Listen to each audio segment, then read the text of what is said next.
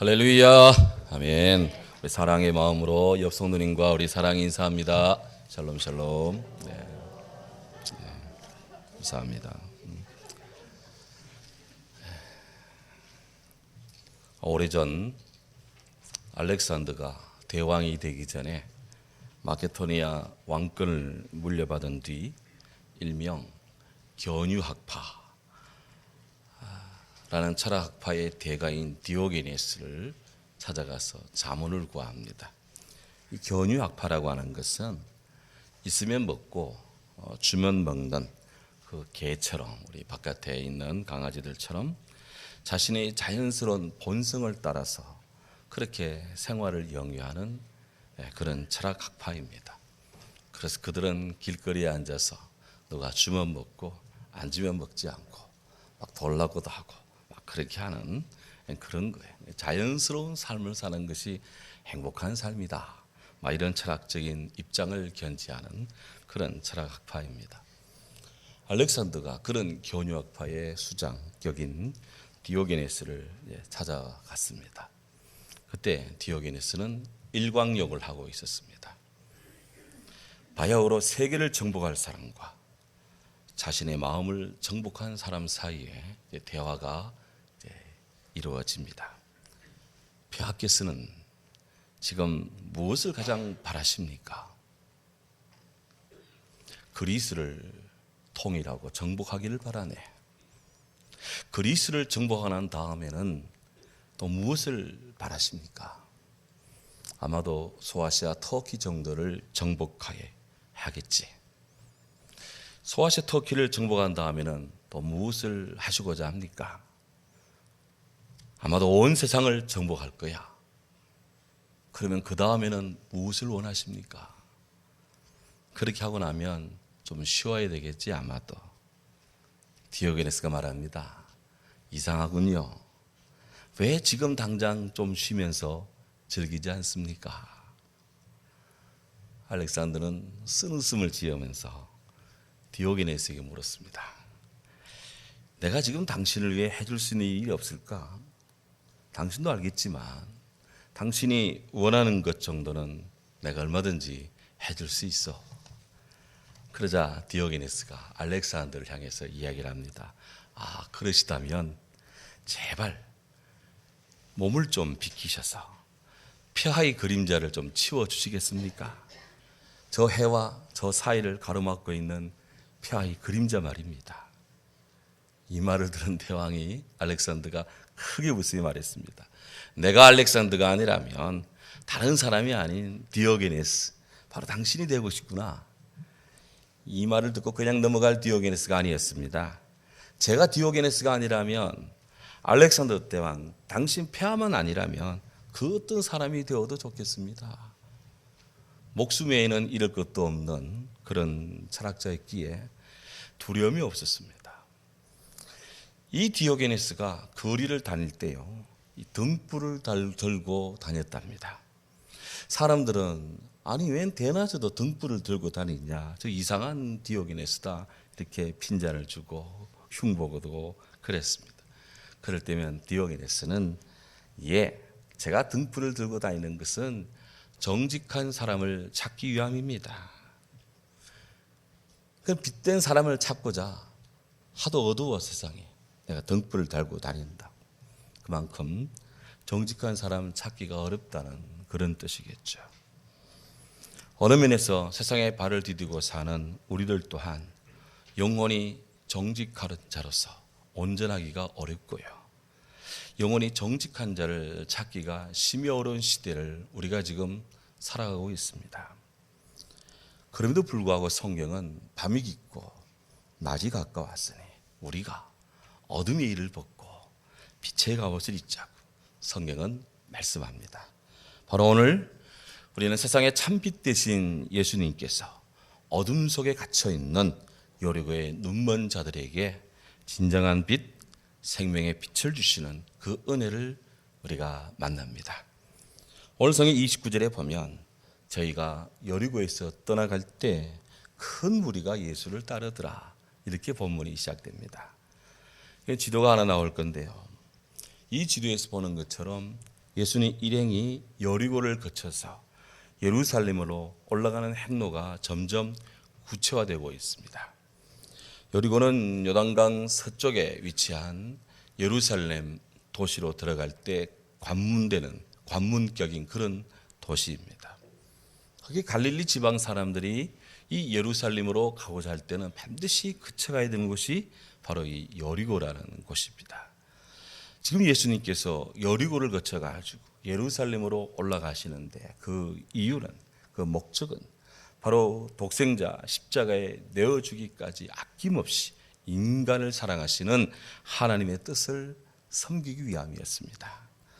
예수님께서는 이미 마태복음 20장 18절 19절에서 예루살렘 십자가를 향한 당신의 결의를 그렇게 밝힙니다. 보라, 우리가 예루살렘으로 올라가나니 인자가 대제사장들과 서기관들에게 넘겨주매 그들이 죽이기로 결의하고 이방인들에게 넘겨주어 그를 조롱하고 채찍질하고 십자가에 못 박게 할 것이나 제3일에 살아날 것이다. 주님이 자기 운명을 예언을 하는 겁니다. 바로 이 말씀처럼 지금 주님이 십자가를 향해서 예루살렘으로 올라가십니다. 그 행로에 많은 사람들이 예수님을 따랐다고 오늘 성경에 기록이 되어 있습니다. 30절에 가면 예수님이 예루살렘으로 쭉 들어가는데 행인 그 많은 사람들 중에 맹인 두 사람이 길가에 앉아 있었습니다. 그러다가 예수께서 지나가신다라는 소식을 듣고 그들이 소리를 지릅니다. 주여, 우리를 불쌍히 여기소서, 다윗 자손이여. 이렇게 맹인들이 막 소리를 칩니다. 이 사건은 마가복음 10장 46절 이하에도 누가복음 18장 35절 이하에도 다 나오고 있습니다. 근데 성경을 자세히 보면 마태, 마가, 누가복음 사이에 약간의 기록의 차이가 있는 걸 발견합니다. 예를 들면 마태는 맹인 두 사람이 길가에 앉았다 그랬어요. 그런데 마가복음과 누가복음에는 맹인 한 사람, 바디메오가 거기에 앉아 있었다고 이야기를 합니다. 장소와 관련되어서 마태와 마가는 예수님 일행이 여리고에서 떠나갈 때, 여리고를 지나가시다가 여리고를 떠나갈 때 바로 이 사건이 일어났다고 기록을 함에 반해서 누가는 예수님이 여리고로 들어갈 때 이 사건이 있었다고 기록을 합니다. 성경이 뭐가 앞뒤가 안 맞는, 내부적으로 상충이 되는 그런 모순이 있는 것이 아니냐, 이렇게 혹 의문을 품을 수가 있습니다. 이 부분이 어떻게 성경 해석학적으로 조화를 이룰 수 있겠습니까? 많은 사람들이 묵상을 했습니다. 대부분의 수석들이 이렇게 이야기를 합니다. 맹인수와 관련해서 예수님께 실제로 치유받은 사람은 두 사람이었다. 그런데 마가와 누가는 바디메오 한 사람만의 행동을 부각시켜서 기록을 했을 것이다. 이렇게 해석을 합니다. 치유 장소와 관련해서 성지 현지에 가보면 이해가 다 되는 이야기입니다. 예를 들면 예수님께서 여리고를 들어가시는데 그 여리고가 구여리고가 있고 신여리고가 있습니다. 구여리고 쪽으로 주님이 쭉 들어간 다음 구여리고 도심에서 1.5km 떨어진 곳에 과거 헤롯 왕이 새롭게 여리고 도시를 건설한 일명 신여리고가 서 있는데 바로 예수님께서 구여리고를 거쳐 신여리고에 도착하실 때쯤 이 사건이 일어났다, 이렇게 보는 경우도 있고요. 다른 하나는 예수님께서 여리고에 들어갈 때 이 두 소경이 주여 우리를 살리소서 기도를 했는데 주님이 여리고 도심을 빠져나올 때쯤 되어서 이들을 치유해 주었다, 이렇게도 해석할 수가 있다 하는 것이죠. 어쨌든 성경에는 맹인 이야기가 참 많이 나옵니다. 그만큼 세상에는 앞을 못 보는, 세상을 보지 못하는 그런 장애를 가진 사람들이 많다는 그런 방증입니다. 우리 성도들 가운데도 눈 때문에 고생하는 분들이 많습니다. 갈수록 시야가 점점점 약해진다고. 그렇게 늘 주일 예배만 오면 성경을 찾는데 아유 눈이 안 보여서, 딴 데는 잘 보이는지 몰라도 교회 와서 성경만 보려면 눈이 안 보인다고 하는 분들이 그렇게 많아요. 목사로서 그런 경우를 볼 때면 마음이 많이 아픕니다. 예수님께서는 눈을 몸의 등불이라 그랬습니다. 눈은 몸의 등불이니 그러므로 내 눈이 성하면 온몸이 밝을 것이고 너의 눈이 어두우면 온몸이 어두울 것이다. 그러므로 내게 있는 빛이 어두우면 그 어둠이 얼마나 더하겠느냐. 주님은 눈이 어두운 사람들의 아픔도 잘 이해해 주십니다. 현실적으로 눈이 아픈 사람, 눈이 병든 사람, 눈이 안 보이는 사람, 그 질병을 누가 대신해 줄 수가 없습니다. 참 힘겨운 고통입니다. 그런데요, 눈은 잘 보고 있는데, 눈은 잘 뜨고 있는데 제대로 알지도 못하고 보지도 못하는 일명 정신적 맹인은 더더욱 보는 일을 안타깝게 합니다. 2013년 5월 19일 영국 썬더랜드에서 마라톤 대회가 열렸습니다. 근데 그 마라톤 대회에서요, 참 희한한 일이 벌어졌습니다. 경로를 알려주는 진행 요원이 잠깐 몇 발자국 옆으로 이렇게 이동을 해서 옆길 쪽에 서 있었는데, 그날 2등으로 뛰던 선수가 그 진행 요원이 서 있는 옆길 바로 옆으로 뛰어갔습니다. 그의 뒤를 따라오던 5천 명의 마라토너들이 다 2등 주자를 보고 뛰어갔습니다. 제대로 된 코스로 달린 선수는 딱 한 명뿐이었고, 나머지는 전부 다 엉뚱한 옆길로 뛰어서 45.19를 달려왔던 겁니다. 어째 이런 일이. 만일 맹인이 맹인을 인도하면 둘이 다 구렁텅이에 빠질 것이다 라고 주님 말씀했는데, 인간의 인지가 얼마나 미약하고 또 부족한지를 깨닫게 하는 아주 실감나는 그런 이야기입니다. 진행 요원이 실수, 몇 발짝 옆으로 가 있었는데 뛰는 선수는 그 사람 옆으로 뛰는 건 줄 알고 그리로 뛰었는 거예요. 진행 요원의 실수로 실격 처리된 5천 명의 사람들, 주최 측에서 공식적으로 사과하고 다음 대회 참가비 25% 깎아주겠다고 그렇게 약속한 후 후속 처리가 마감이 되었다고 하는데, 참 어디 세상에는 그 마라토너들 혹은 그 안내 진행 요원뿐 이겠습니까? 저도 그렇지만 요즘 정신을 똑바로 차리지 않으면 너무나 쉽게 현혹되어서 잘못된 길에 빠지는 경우가 참 왕왕 있습니다. 아주 그럴듯한 전화통화에 쏘가지고 그동안 모은 재산을 그냥 다 날려버리는 사기당하는 사람들도 많이 있습니다. 우리 가까운 곳에도 어떤 사람이 2천만 원을 그냥 눈뜨고 당했다고 그러고, 어떤 사람은 8천만 원도 당했다고 그러고, 전화 사기에 다 당했다는 거예요. 제가 알기로 그분들은 굉장히 똑똑한 분들인데 다 당한 겁니다. 어떤 분들은 감정적인, 세속적인 사고에 젖어서 신앙생활을 등지기도 합니다. 또 어떤 분들은 말을 제법 한다 싶은 자에게 훅 넘어가서 이단에 빠지는 그런 사람들도 있습니다. 다 정신적으로 맹인된 자의 모습입니다. 그런데 여기에 영적인 소경은 더한 문제입니다. 성경에서 영적인 소경이라 성경이 말씀하는 것은 하나님 말씀을 보아도 보지 못하고 들어도 깨닫지 못하는 자, 영적인 소경입니다. 우리 크리스찬은 하나님 말씀인 성경을 따라가는 사람입니다. 나의 생각, 내 마음의 길을 따라가는 자가 아니에요. 내 경험의 길을 믿고 가는 자도 아닙니다. 성경이 내 발의 등, 내 길의 빛, 주의 말씀을 근거해서 살아가는 자들입니다. 오직 성경만이 절대적 판단 기준이고 우리 인생의 좌표입니다. 요한복음 6장 68절에 영생의 말씀이 여기 계시오매 내가 누구로 가리까? 예수님으로 인해 보리 5개 물고기 2마리로 5천 명 배부른 사람들이 주님께로 왔다가 주님이 더 이상 빵을 공급하지 않겠다는 뜻을 알고 다 뿔뿔이 흩어져 간 그때 주님 묻습니다. 너희도 가렸느냐? 그때 베드로가 말하죠. 주님, 영생의 말씀이 여기 있는데 우리가 누구로 가리까? 베드로와 제자들 외에는 다 빵이 없다 해서 다 가버리는 세대가 오늘날 세대도 아닌가요? 오늘 본문에 따르면 이 두 맹인은 길가에 앉았다가 예수님이 지나간다는 소식을 듣자 소리를 지릅니다. 주여, 우리를 불쌍히 여기소서. 다윗 자손이여. 그 맹인들은 경제 능력이 전무한 자들이었습니다. 그래서 이들은 사람들이 많이 다니는 대로변에 주로 앉아서 동량을 구걸을 하며 삽니다. 아마 이 맹인들이 앉아 있었던 곳은 예루살렘과 여리고 그 대로변에 사람들이 빈번히 다니는 그런 길이었을 것입니다. 누구보다도 눈은 막혔지만 귀가 잘 열린 사람들, 예수님에 대한 소문에 아주 그들은 민감하게 제대로 반응했을 겁니다.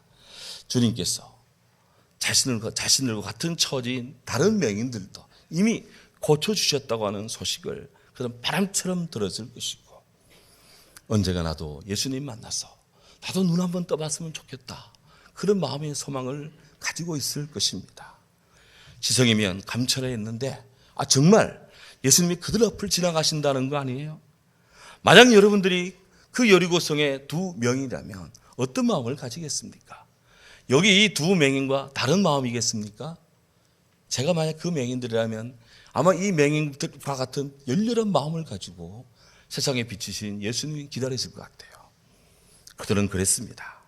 주님이 지나간다는 소식을 듣자 그들이 소리를 칩니다. 주여, 우리를 불쌍히 여기소서, 다윗 자손이야. 여기 두 맹인들의 외침은 기대감으로 깨어 기다리는 기도입니다. 따라하시죠. 기대감으로 깨어 기다리는 기도. 기도를 하는데 그냥 하는 것이 아니라 기대감을 가지고 영적으로 깨어 각성된 상태에서 기도하는 것이에요. 일찍이 하박국 선지자가 하박국 2장 1절에서 깨어 하나님의 은혜를 기다리며 기도하는 본을 하나 보여줍니다. 성이 이렇게 말합니다. 내가 파수하는 곳에 서서 성루에 서리라. 그가 내게 무엇을 주실런지 말씀하실런지 기다리고 기다리더니 나의 질문에 대하여 어떻게 대답하실까? 하박국이 이 마음을 아셨는지 주님이 대답하십니다. 너는 이 묵시를 기록하여 판에 명백히 새기되 달려가면서도 읽을 수 있게 하라. 하박국 선지자는 성루에 서서 좀 더 높은 곳에서 좀 더 멀리 보며 하나님 말씀이 자기에게로 오기를 기다렸고요. 하나님은 하박국의 마음을 듣고 그 마음에 말씀을 주시며 이것을 명백백백하게 기록을 해서 네가 뛰고 달리며 운전하면서도 볼 수 있도록 이 말을 기록하고 마음에 깊이 간직하라고 당부했습니다. 오늘 선지자에게 주는 것처럼 하나님의 성도들에게 영적으로 깨어 파수꾼의 사명을 다하라고 그렇게 당부합니다. 우리가 깨어 기다리지 않아서 얼마나 자주 하나님의 음성을 놓치고 망쳐버리는지 모릅니다. 신앙의 선진들은 깨어 서서 하나님 말씀을 기다리는 마음의 신앙의 열망을 가지고 살았습니다. 우리가 깨어 있어야 할 자리는 하나님께서 우리를 두신 자리입니다. 우리가 예배하는 자리가 하나님께서 우리를 두시고 우리에게 말씀하는 자리입니다. 우리가 영혼을 쏟아 기도할 수 있는 자리가 하나님께서 우리를 위하여 두신 자리입니다. 우리의 영혼을 두드리는 말씀이 힘차게 들리는 자리가 바로 하나님께서 우리를 두신 자리, 그 자리에서 주님이 오늘 말씀한다는 겁니다. 내 집은 만민의 기도하는 집이라. 너희가 내 이름으로 무엇이든지 구원한 대로 구하라. 그리하면 내가 이루리라. 주님 우리에게 약속하고 말씀합니다. 주여 우리를 불쌍히 여기소서. 다윗 자손이요. 그 맹인들은 주님을 불렀습니다. 주님을 구했습니다. 주의 이름을 부릅니다. 우리가 이름을 부르고 주님을 구한다는 것은 믿기 때문이요 신뢰한다는 겁니다. 주여 다윗 자손이요. 세상 사람들은 이 이름을 부르지 않습니다. 주를 믿는 자만이 이 주님을 찾습니다. 우리 예수님 불러도 대답이 없는 이름이 아닙니다. 우리 예수님 내가 부르다 죽을 이름입니다. 누구든지 주의 이름을 부르는 자는 구원을 얻으리라. 할렐루야. 맹인들은 주님 예수님을 전적으로 의지했고요. 진정한 빛이신 주님의 빛을 비춰주기를 구합니다. 두 맹인이 힘차게 부르짖자 사람들이 꾸짖습니다. 잠 좀 하라. 조용히 좀 해. 하면서 막 지나가는 사람들이, 예수님 모시고 간다는 사람들이 다 맹인들 보고 조용히 하라고 막 그렇게 다 그쳤습니다. 소 예수님을 따른다는 자들이 지금 맹인 같은 장애인들이 예수님의 예루살렘 행진에 끼어들고 주님의 길을 방해하는 것을 극도로 꺼리며 지금 주님을 위한다는 모습으로 그들을 제지시킵니다. 아마도 초라한 맹인들에 의해서 예수님의 예루살렘 입성의 격이 떨어지는 것이 용납될 수 없는 일이다. 그렇게 생각할 수도 있고요. 이들이 하도 떠드니까 소리 지르니까 지금 주님이 자근자근 말씀하는 게 귀에 들리지 않는다고 시끄럽다고 막 제지했을 수도 있고 어쨌든 맹인들의 그 부르짖음을 못마땅히 여겼습니다. 2차 대전 때 수백만의 유대인들을 학살한 주범인 아돌프 아이히만, 그가 이스라엘 정보기관의 끈질긴 추적 끝에 모사드의 추적에 의해서 끝내 체포되었습니다. 아르헨티나에서 그가 체포되어 이스라엘 법정으로 압송이 되었습니다. 그리고 최종 심판 판결이 내려집니다. 그에 앞서 최후 진술을 합니다. 아돌프 아히만이 뭐라 그랬게요? 수백만 명을 죽인 사람이요, 나는 단지 명령을 따랐을 뿐이다. 내가 저 신 앞에서는 내가 유죄지만 이 법 앞에서는 무죄다. 그렇게 자기 결백을 주장합니다. 이를 지켜본 세계 여성 지도자 한나 아렌트가 아히만의 재판을 보며 그걸 기록으로 남겼는데, 예루살렘의 아히만, 악의 평범성에 대한 보고서라는 책을 내면서 이렇게 평가했습니다. 자기 생각 없이 남의 생각대로 산 것, 타인의 고통에 무관심한 것이 가장 큰 죄이다. 한나 아렌트는 외칩니다.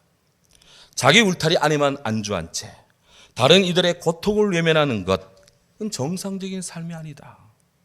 그가 부자이든 권세가이든 그가 종교인이든 다 마찬가지이다. 지금도 우리 주변에는 나사로처럼 신음하는 사람들이, 이웃들이 많이 있다. 우리가 관심을 기울이지 않을 때, 그리고 그들의 생각을 놓친다면, 오늘 우리가 기도한다 하면서 그들의 상평편을 살피지 않는다면 우리는 예수님 비유에 나오는 그 부자처럼 그들과 그 사이에 10년의 장막을 치고 있는 셈이다. 우리는 예수님 비유의 그 부자처럼 10년을 치고 있는데 천국과 지옥은 그렇게 갈라진다. 그 경계는 다름 아닌 내 스스로가 파고 있다. 나와 세상의 진실 사이를 분리하는 것은 바로 스스로를 지옥으로 분리해내는 어리석은 만행에 다름이 없다. 아주 심각한 이야기죠.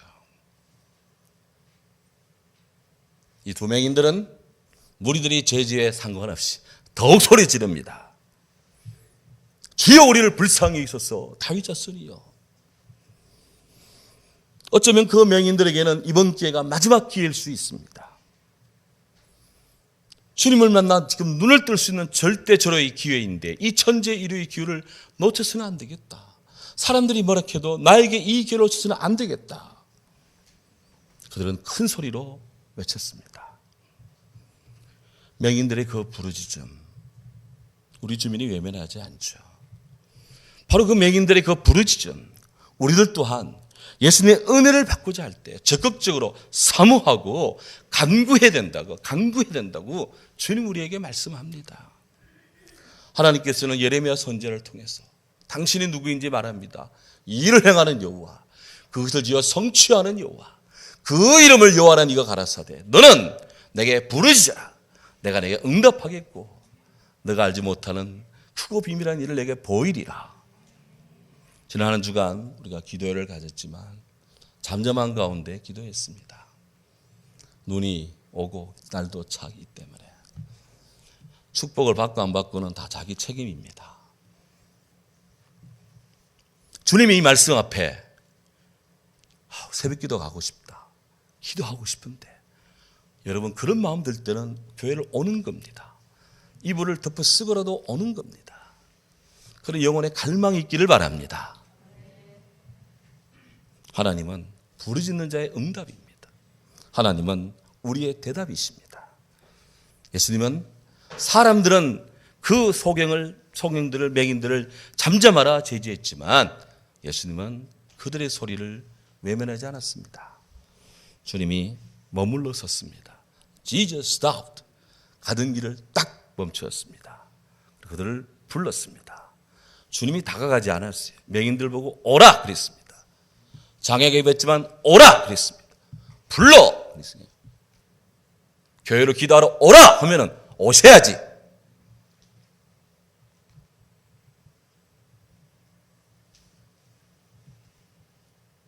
주님이 불렀습니다. 그러니까 이들이 왔습니다. 주님이 그들의 눈을 만졌습니다.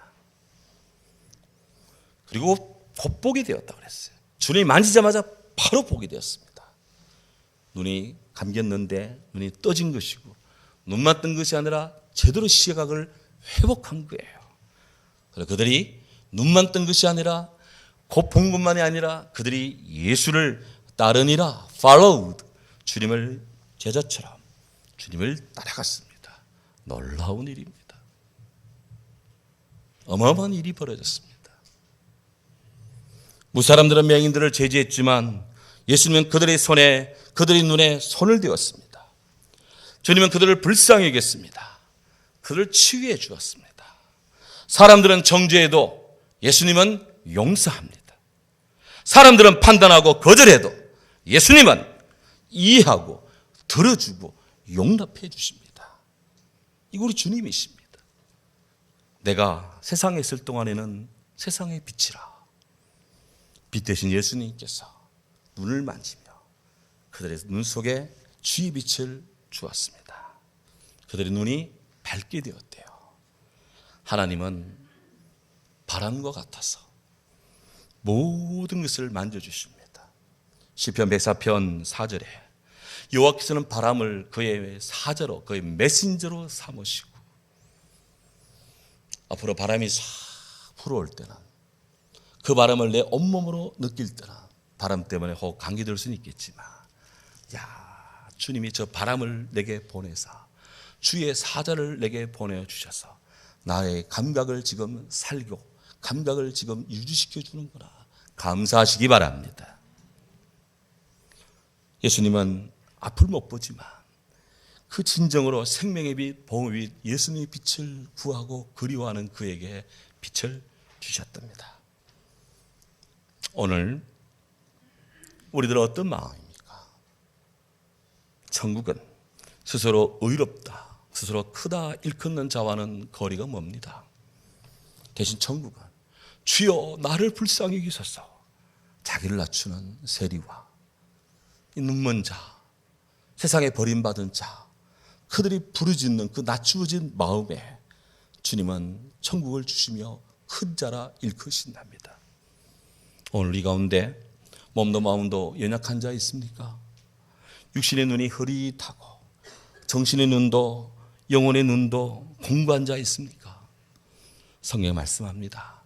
그러므로 우리가 낙심하지 아니하노니 우리의 겉사람은 낡아지고 후패하나 우리 속사람은 날로 새로워지도다.